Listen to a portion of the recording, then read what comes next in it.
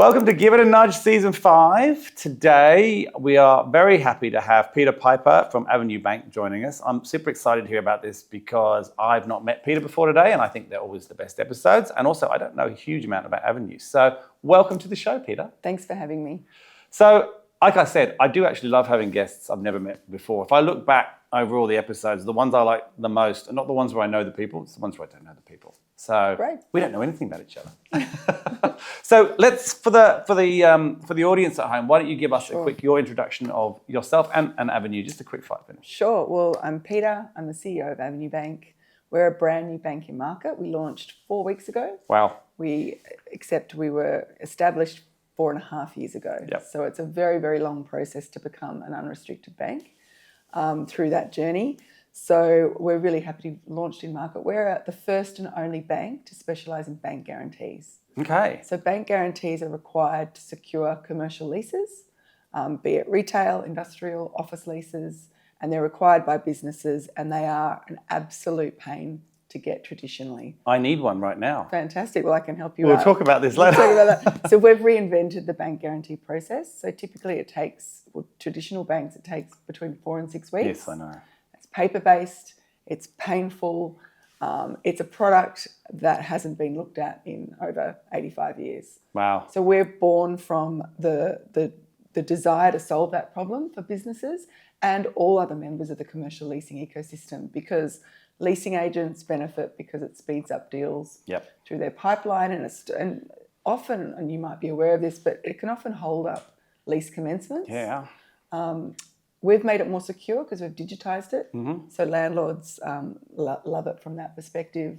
So yeah, we're the first and only bank to specialise in bank guarantees, and we launched 4 weeks ago. So, well, firstly, thanks for being here 4 weeks after launching. I imagine you've got a fair bit going on. We've got a fair bit going on, yes. I want to know more about this bank guarantee, mainly for my own personal interest. So I'm about to go into potentially quite a large commercial lease, actually with a couple of people that you know, Brad, obviously from here, and also Jono from Airtasker and a few other VCs.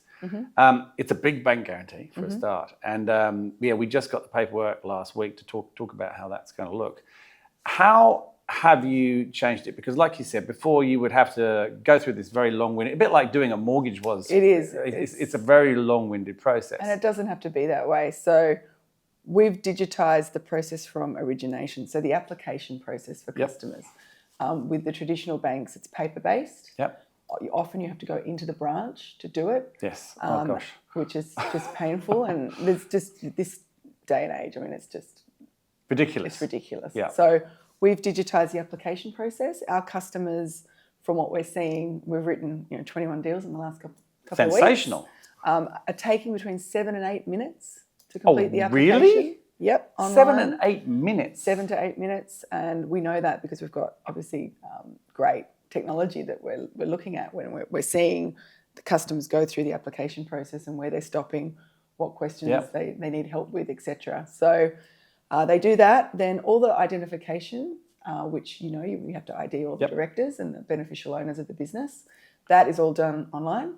So no PDFs of paper. No, none of that. None of that. And then of course we have to do a credit check, but because we hold 100% of the cash, we don't do a long-winded credit assessment process. Because you've got the money. We've got the money. Yeah.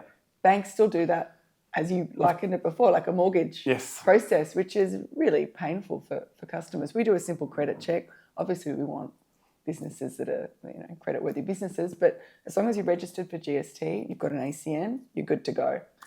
Then once you deposit the money, we promise 24-hour bank guarantee issuance. That's amazing. Which is really different from the offering today. Wow. So, yeah, this is the first phase or the first priority for Avenue Bank. Yep. Then the next, we've got some future innovation plans, which are really exciting, which actually Bradley from Tank Stream Labs was one of our first customers, which is fabulous. But the future innovation plans really are then to look at ways in which we can unlock that cash for businesses. So the cash being locked away, I mean, we are paying good interest on that cash. Yep. But often when businesses want to expand, access to that cash and putting money back in the hands of businesses is something we're looking to do. Well, the good news is Brad is handling our bank guarantee, so it's probably going through you guys. It'll be so I think 22 I know the deals one. coming your way. I think I know the one. So let's go. Yeah, you probably do. So let's go into your history a little bit, because I'm always intrigued to do that. Now, you're CEO. So when did you start with the business? So I started with the business a little over four years ago. Yep. I was one of the sort of founding employees, Yep. hired by the two founders, Yep. Colin Porter and Dale Hurley, in a sort of it was a chief customer role. So it was basically everything except for, finance, risk. Yep. Okay, cool. Side of the business. The two founders founded Avenue. They don't have any banking experience. So they were looking to build out the team with banking executives who understood the regulatory process of obtaining a license and of building a bank, which I had some exposure to being a founding employee of UBank. Yeah. Oh, right. Yeah. Yes. So, Cool. So early on in my career, I'm an engineer by profession, started with Accenture, really in my career in strategy consulting, and through Accenture came across one of the early CEOs of UBank. Back then it wasn't UBank, it was a project, and I think I was the fourth employee of UBank. So, had the opportunity to start a bank, very different from the Avenue story because we had a license, we could leverage NAB's license, and we were obviously funded. Yes, makes a big difference. Which makes a big difference. So this time around it's been a really challenging journey in the equity markets the way they were, and the long protracted licensing process. It's been challenging, but we're there with Avenue Bank. We're at the starting line, we're over the starting line now. We're a month in. That's amazing. So yeah. So tell me, it's pretty ballsy to want to start a bank with no banking experience. Where? So they started a business called Creditor Watch. Yes, I've heard of that. Yeah, and identified through that business, they were actually looking to move premises, and the bank guarantee process just took, Too long. 6 weeks. I think it held up their lease commencement, locked away millions of dollars for them, and they were like, "This is surely crazy. This is crazy. There's got to be a better way." So they founded Avenue Bank they didn't even know they had to be a bank to solve the problem. And then they realised that, and at the time, APRA had announced the new restricted ADI pathway. So they were like, this is a pathway, applied to APRA, and a short 5 years later, here we are. So, it is. I think it's so brave what they did. Yeah, I mean, it's incredibly brave. It's incredibly brave, but I mean, that's what founders do. They do things that, and the thing is, and I actually looked at this the other day through Nudge. I haven't even told you, yet, my head of content who creates everything, but we've dealt with over 1,000 founders in the last 5 years. So that means I've met 1,000 founders. And they don't necessarily see it as brave. They just see it as something they need to do. Yeah. And that's, I think, the difference between people that start businesses and don't. It's not that other people go, oh, gosh, that was a big call. They kind of never saw it that way. They kind of thought, we need to do that. Should we just do that? Let's just do that. It's interesting. And it's normally born from a problem. Yeah, it's nearly always born from a problem. Yeah. But they don't see the risk in the same way, which I find is quite interesting. No, they don't see the risk. I agree with that. I mean, you would have much lower risk at UBank, but there's still risk. There's risk. Well, it's 99% of startups fail. I can't be 99. Something like that. That's terrifying. So don't say that on this show. It's terrible. Sorry. So talk to me. I mean, going from the world of Accenture into startups and having done two, they're completely different. And you've actually. Three. Well, we'll talk about that other one in a minute. Yeah. But you've almost gone down the scale. You've come from really sort of safe careers at Accenture to startup, but kind of like very well-funded intra-startup. Correct. To right on the edge of the world. So, what's driven you in that direction? Oh, I do enjoy the challenge, and I do love the startup. I love to have my hands wrapped around a business and to understand every facet of it. Yep. And so control freak, which is kind of CEO, founder. I mean, you do have to be to possibly in a nice way. Yeah, possibly. And with Avenue, I was originally really attracted to the product and to what we were doing, because I saw it as a way of starting a bank but not taking on the majors in the traditional way, which is what you've seen the other neos do. Yes. Like the likes of Judo. Well, Judo's different. They're a relationship play, but they're doing standard banking products. How many are left? So not many of the new banks. Yeah, what, 2 maybe? So there's Judo. You wouldn't call new anymore, really. No, but when there was Bank's ahead of us, and okay, in 9 months they got their ADI. They're, again, traditional products aimed at the Chinese Yes. market in Australia. You had a bank recently hand their restricted license back. Oh, really? Yeah. And of course, we saw Zinja. What was the other one? 86? 86400 was sold to NAB. What was the meaning of that? Someone told me that once. There was a meaning to that 86400. I can't remember what it was. It doesn't number matter. of seconds in a year or Something like that, yeah. It's a time-based thing. So they handed back, did they? So No, 86400 sold to NAB. That's right, yes. And merged with Ubank. Yep. And Judo is, Is what it still is. on its way. And Zinja and Volt. Volt was the other. Yeah, yeah. So it's not an easy, it's kind of trodden, but not easy. No, it's a really tricky path because when we started the journey, short way into our journey, COVID hit and APRA put a moratorium on the issuance of any new banking licence for a period of 18 months. So we're a pre-revenue business trying to go through a licensing process and the regulator was pens down. And during that period, not only were they pens down, but they were rewriting the framework. So the game was changing as we were trying to play it. And nothing you could do about it. And there's nothing you can do about it. So there would be capital. So there'd be points in which we had to have certain capital milestones, which would change.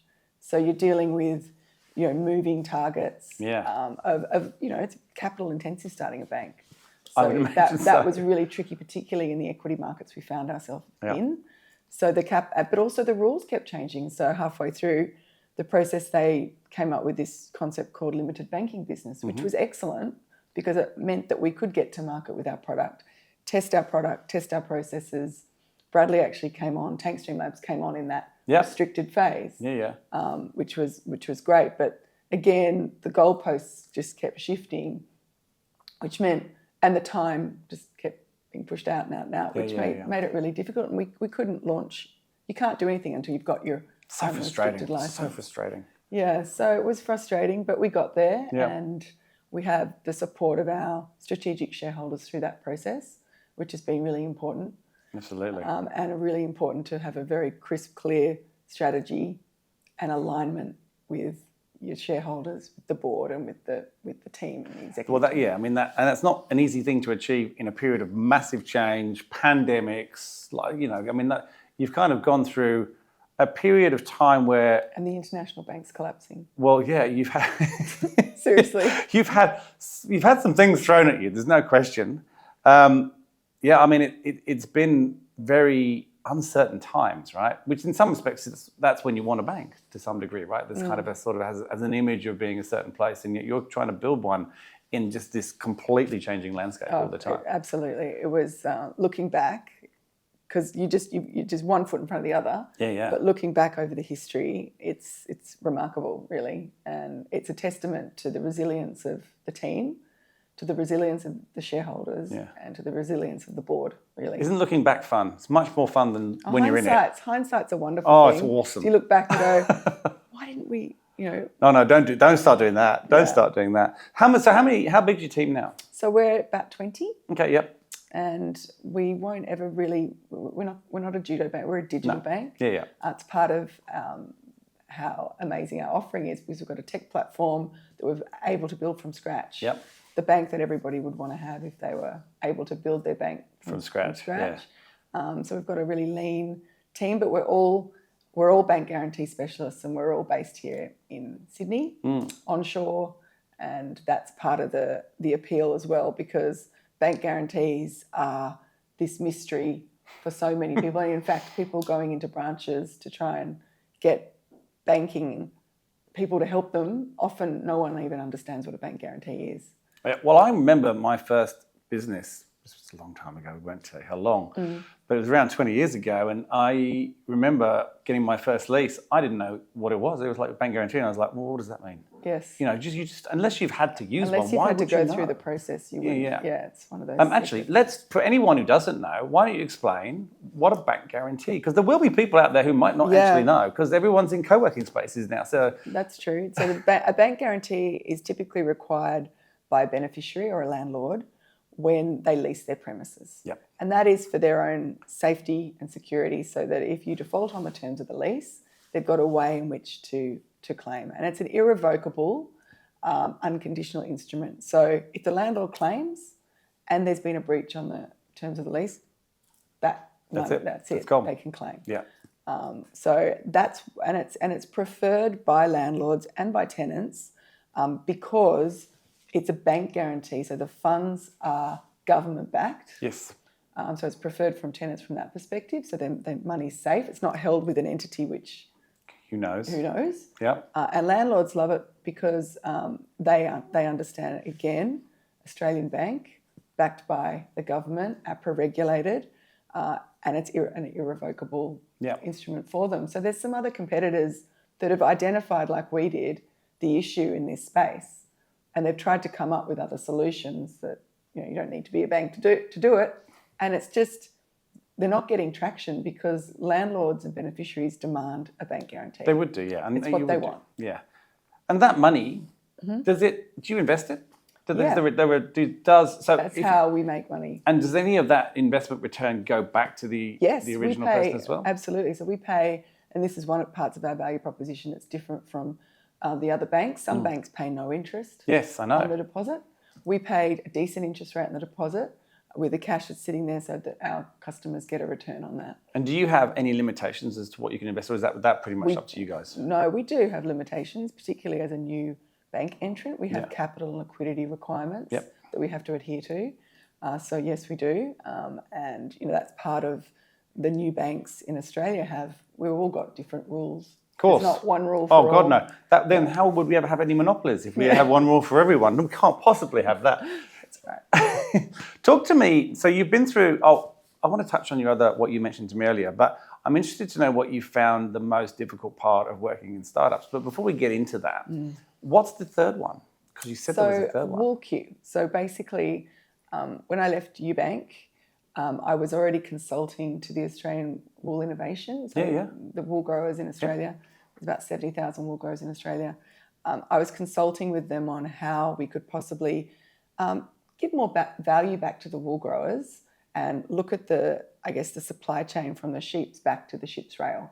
And we identified that there was a few things we could do and a platform that we could build in order to firstly allow for the electronic sale of wool, which I know this might sound crazy, but up till WoolQ, you had to literally be physically present on the auction floor to buy wool and bring the buyer and the seller closer together. Essentially, that's what WoolQ does. It's got a number of things that it does, but electronic sale of wool, but also it's like a Facebook for the wool industry so that the buyers can find the sellers. So that was a really interesting project. I was there for 2.5 years from the strategy side through to the delivery of the platform. And it was just great to get to know another industry, particularly the wool industry in Australia, which is... It's fascinating. You know what will surprise you?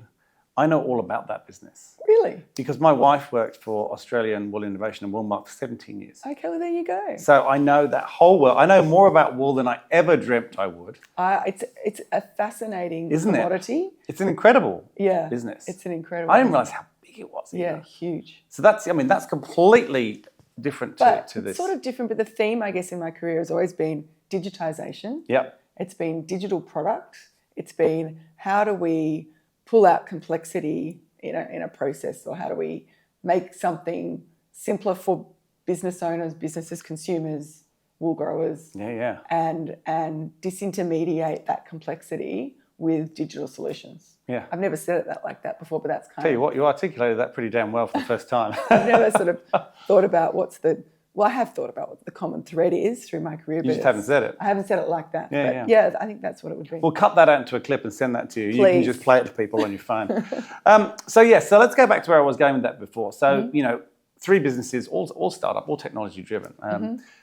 What's been the hardest thing for you, do you think? Has it been regulatory? Has it been people? Has it been the changing markets? Where do you think the most challenges come for founders these days? I think for me, through those different journeys, definitely the capital raising caused a lot of stress and genuine just the other things like the regulatory things was a slog, but it's process and it's solvable, and you just have to get through that complexity with logic and the team to help you that. But capital raising, it's just dark art. It's a dark art, that's right. And so for me, I found that probably the most challenging. Yeah, okay. Interesting. And I don't mind. I love meeting people. I love presenting, but particularly when the equity markets are difficult, that was very stressful. So that would be probably up there, almost would be probably the most difficult part of the journey. I think I've been in sales pretty much my whole life, and as you can gather in my career, I meet people constantly, right? And my daughter actually worked out that she reckons I've met around 3 million people in my career, which is astounding. That is She's good pretty at math. crazy. I know, I couldn't believe that, which again shows how old I am. But what I don't find comfortable, and I've done some fundraising, I don't find it comfortable asking people for money. It's quite bizarre.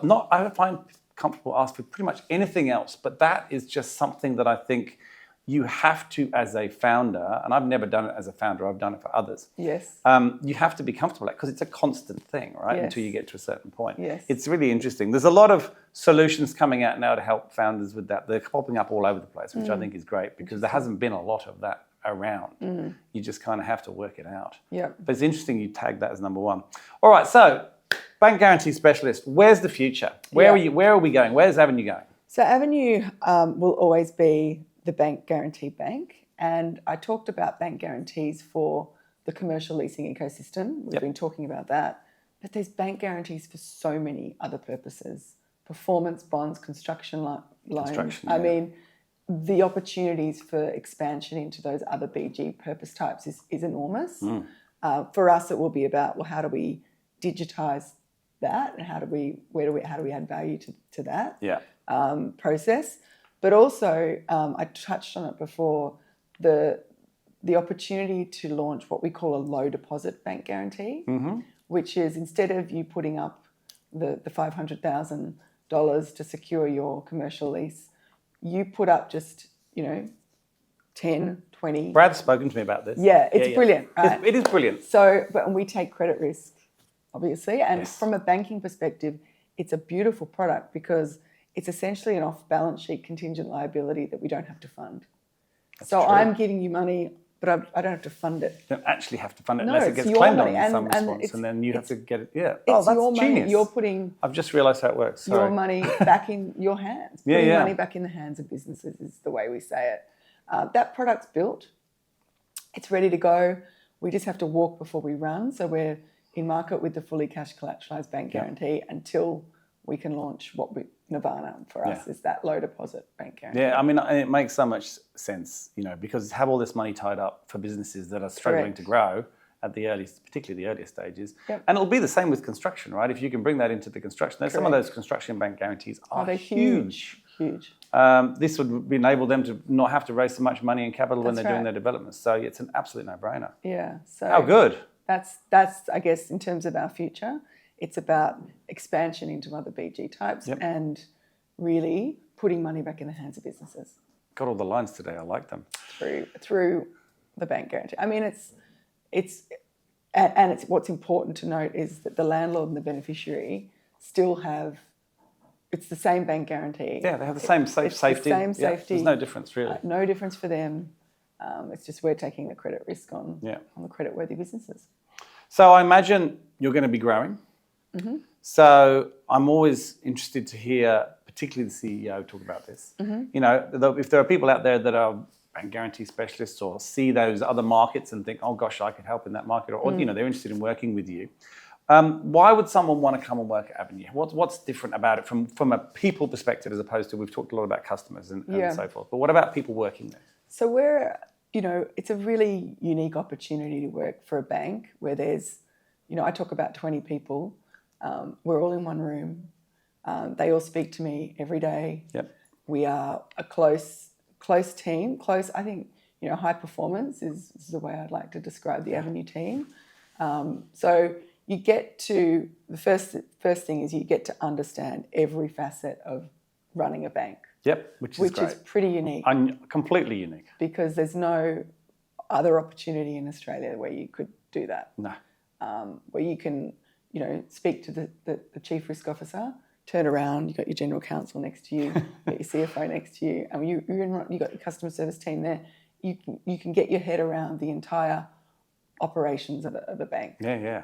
And then, of course, it's not so much about the obtention of the license now, but it is about our maturity in terms of maturing our risk management capabilities. So there's a lot of what we have to do to, keep our license, Yeah. not just get the Yes. license. So there's that side of it, which is really fascinating. And I think, you learn whether or not you're in risk in the business, it's very much about risk management from a regulator perspective. And then you've got all the other fun things of being part of a growth business, right? Yeah. Huge opportunities to really make your mark, not be a cog in a big wheel. You can really make an impact in a small organisation. You sound like the fun bank to work for. We are a fun bank. I mean, it's a lot of hard work. Not going to lie. And the thing is about startups, and you've been around them for long enough. I think people have to understand it is a very, people talk about it as a roller coaster. And even though we're through that challenging regulatory period of uncertainty around the license, now we're at the starting line in terms of building this business. So in some ways, it's even more challenging.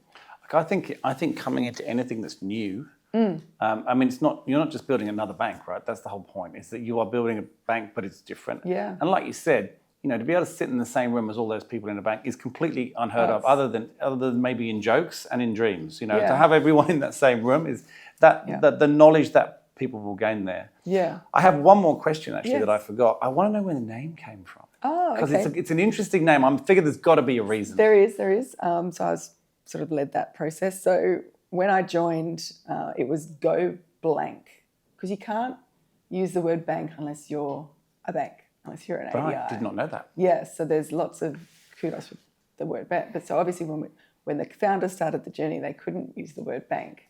And Colin and Dale both loved go. Right. And I hated it because they know this, because it just sounded, it wasn't professional enough, I didn't think, for what we were trying to achieve. And also there was a Go Bank in America and everyone was getting confused. And there's a Go One as well. There's there's a few Goes. Yeah. So I was like, we've got to come up with a new name. So we actually engaged someone to help us with the process. Greg, he's amazing. And he had, I think there was on the short, we came up with like 80 names. That's not a short list. That's and a lot. And then on the short list, Avenue was one of the names on the short list. And I just loved it because it's, for us, I mean, starting with A is always a bonus. Yes. It's not a made-up word. No. We didn't want to go down good. the... I hate the made-up words. Hate the made-up words. That was not... And it also conjures up, you and I, Avenue, we're protected, you're my customer, I'm on the road with you. Yep. There's a destination aspect to it. I like it. There's a sophistication with Fifth Avenue connotation. Yeah. But there was also that movement piece, which was, we're on the avenue together, we're with our customers, we're with you all the way, we're going this direction. So that was where we landed. I like a story. A lot of people, the worst thing is I've asked some people and they've got no reason whatsoever for their name. And I'm like, that's awful. Yeah, I think your name has to represent what the business is and what you're aspiring to be. And for us, it was about the partnership between us and our customers on a safe, secure... Beautiful street. Yeah, right? they've got trees. Trees. Avenues are not, they're not a protected. road. They're not a laneway. Correct. They're beautiful, right? But we liked the destination. And grand, usually. And the other thing, so the other name, I'll share this, was another option was Ivy Bank. Okay. I can see where you're going with that. I quite liked. I quite like that too. I quite liked it. But again, someone turned around to me and said, Poison Ivy. I know, I thought the same thing. I didn't want to say it, but I have to say it does jump in your head, right? But Ivy again was that prestigious. You get some headlines out of that one. But Avenue was the better choice, for sure. Avenue was the better choice. And it starts with A. And it's, I don't know, I can't imagine it being anything else now. No, not now. 5 years in, definitely not. Well, look, thank you so much for coming in. It's been fascinating. I can't believe you're here 4 weeks after launch. I didn't know it was that close, or I would have waited before we asked you to come on the show. No. But thank you so much for coming on. I can't wait to see what's happening next. And apparently we're going to be using your services. You are? So that's exciting too. It's a July bank guarantee. It is. You do know the one. Yes. We had a long conversation about it yesterday. So yes, good. How exciting. Thank you so much. Thank you for having me. Thanks for watching today. Hope you enjoyed today's episode. Don't forget to subscribe, and we'll see you next week.